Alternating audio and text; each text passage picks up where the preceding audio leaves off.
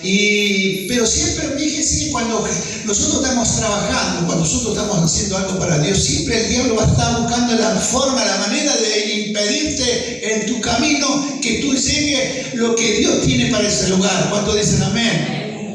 Vio que el diablo siempre te va a poner un tropiezo, te va a poner algo para que vos no llegues a ese lugar. Y esto es lo que quería el diablo hacer. Bueno, subieron sus discípulos, pusieron allí Jesús seguramente cansado de su predicación, porque era un personaje, realmente Jesús, estaba en ese cuerpo, se cansaba, tenía sed, tenía hambre, y estaba en ese momento cansado. Dice que Jesús dijo, pasemos del otro lado del mar y vayamos allí en tierra de los Gadarenos. Y bueno, pasaron así, hermano, pero para pasar eso hubo una gran tormenta, dice la palabra que hubo una tormenta, una tempestad. Jesús estaba muy cómodo durmiéndose en la popa, allí dice que él estaba durmiendo, descansando, y todo eso estaba pasando una gran tormenta, había un tremendo viento que corría allí, pero Jesús estaba descansando en ese lugar, y que las olas, ya después dice que era como que estaba llenando la barca y todas esas cosas, ¿vio? Era un impedimento que había en ese mar para que ellos, ¿vio? Porque en ese momento ¿quién estaba manejando la barca? Era su discípulo. Amén. En el tiempo estamos nosotros manejando la barca, ¿no? Porque nosotros estamos manejando la barca y el diablo, como le dije recién, va a querer que cuando su barca no llegue al otro lado, porque eso es lo que quiere el diablo, que nosotros nos lleguemos al otro lado de donde Dios quiere llevarnos. Amén. Dios nos quiere llevar a esa tierra, ¿no es cierto? Ahora vamos a poner en otro sentido, Él nos quiere llevar a una tierra prometida, una tierra que realmente de bendición. Pero en ese momento era un lugar donde el Señor tenía que pasar sí o sí, porque había algo muy importante que Jesús tenía que hacer con cierta persona. Amén. Y acá dice que esa tormenta hubo así, pero los discípulos estaban manejando ese barco, o esa, no sé, canoa, estaban manejando ese momento. Entonces, ¿qué podían hacer los discípulos? El diablo quería realmente que sus discípulos digan, no, volvamos nuevamente a donde nosotros empezamos. ¿Cuántas veces nos dijo el diablo, no? Nos puso grandes tormentas en nuestra vida y nos mostró como diciendo, vuélvanse. El diablo quiere que usted y yo volvamos nuevamente a esa tierra, a aquel lugar donde empezamos, donde subimos, donde empezamos. Él quiere nuevamente el mundo que nos rodea, el mundo de tentación, el mundo de pecado, el mundo de tantas cosas, hermano. El diablo quiere que nuevamente vuelva. Entonces los discípulos estaban allí manejando esa barca, pero Jesús estaba durmiendo. El diablo seguramente que le puso los pensamientos a sus discípulos, vuélvanse, porque le va a agarrar la tormenta y se van a hundir, allí se van a morir todos. Seguramente que tantas cosas le habrán puesto en sus pensamientos.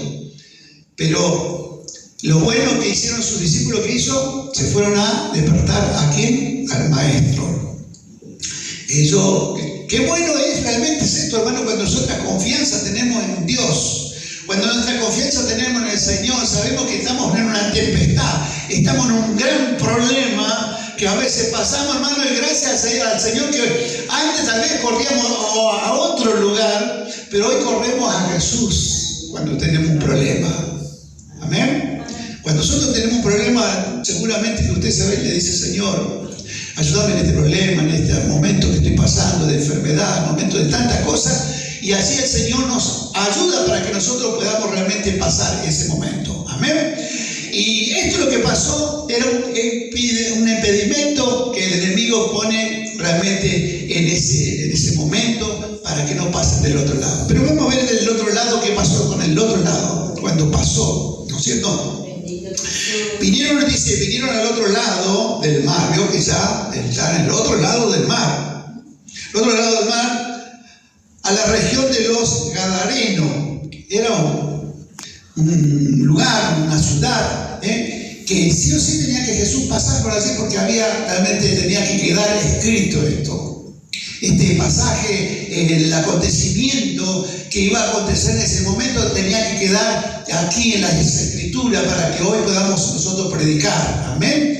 Fíjese si su discípulo dijese o tomase la decisión, no, vamos a volver nuevamente porque estamos en mitad de camino, o menos de mitad de camino, volvamos. Imagínense que si ellos volvían, entonces no iba a acontecer, pero estaba Jesús. Qué bueno cuando en nuestra barca está Jesús. Amén. Aunque esté durmiendo, nosotros le vamos a decir, Señor, ayúdanos. Ayúdanos para que nosotros podamos pasar este momento difícil. Dice que pasaron a aquel lugar, esa región de los Gadarenos. Y cuando salió él de la barca, fíjense, cuando él salió de la barca, enseguida vino a su encuentro de los sepulcros un hombre con un espíritu inmundo. ¿No? Inmediatamente, hermanos, seguramente que los diablos estaban temblando en ese lugar, porque sabía que el Hijo de Dios estaba por llegar en ese lugar, en esa región. Estaba temblando, y seguramente porque no fue casualidad. ¿Cómo puede ser de que estén bajando del barco y allá inmediatamente viene un endemoniado? Usted puede pensar que dice, no, esto fue casualidad. No fue casualidad esto. Esto tenía que pasar. El diablo sabía muy bien, los demonios sabían que estaba viniendo el Hijo de Dios.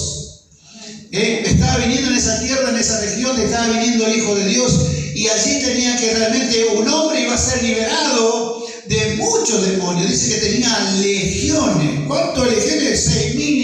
6.000 demonios tenían esa persona. Y cuenta la palabra del Señor realmente, hermano, que este hombre no se le podía sujetar por nada. Era un hombre que andaba, vivía en los sepulcros, así vivía, dice que por las noches él salía y andaba seguramente gritando y andaba haciendo, vaya a saber, tantas cosas en la noche, así, vivía en esa parte tan fea, ¿no?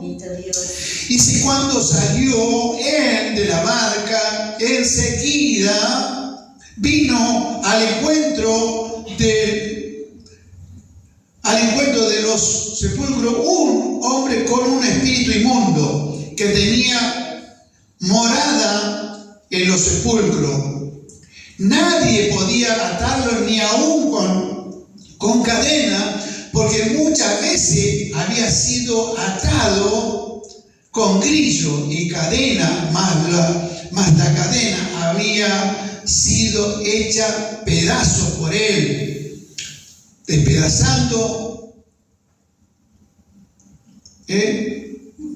y dominaba, despedazándolo los grillos, y nadie le podía dominar. Era un hombre realmente endemoniado, porque solamente una cosa esa puede pasar con una persona endemoniada, porque imagínense que tener todo cadena en las manos, usted si hace así se va a lastimar usted mismo, con esas mismas cadenas usted se va a lastimar, hasta inclusive hasta se puede sacar el pedazo de la carne, hasta se puede sacar las manos. Pero dice que este hombre dice que rompía todos los grillos, rompía las cadenas, todo, hermano, nadie le podía sujetar. Nadie podía pasar esas partes porque le tenían temor, le tenían miedo, porque era un hombre que estaba realmente endemoniado. Un hombre que también seguramente que comía hasta los pedazos de los muertos, escarbaba y comía seguramente, de allí se alimentaba de todas estas cosas. Y este hombre realmente cargado de demonios, los demonios le llevan allí, ¿no es cierto?, delante de Jesús. Pero Jesús tenía algo especial para este hombre. Este hombre iba a recibir liberación de estos demonios. Qué bueno realmente, hermano, que estaba el Hijo de Dios en ese momento allí y que fue libertado. Y vino corriendo, dice, vinieron los corriendo ese demoniado. ¿Y qué tiene con nosotros? ¿Qué tiene con nosotros? Vino a atormentarnos antes del tiempo, le quiso decir. Y así, claro, empezó a hablar el demonio que estaba en la persona, y Jesús conocía bien quién estaba hablando. ¿Cuántas veces, hermano? ¿Cuántas veces tal vez aquí han venido demonios, personas endemoniadas, o en otras iglesias vinieron gente endemoniada y hablaban los demonios por la boca de aquellos, hermano? Pero lo bueno que Jesús, cuando está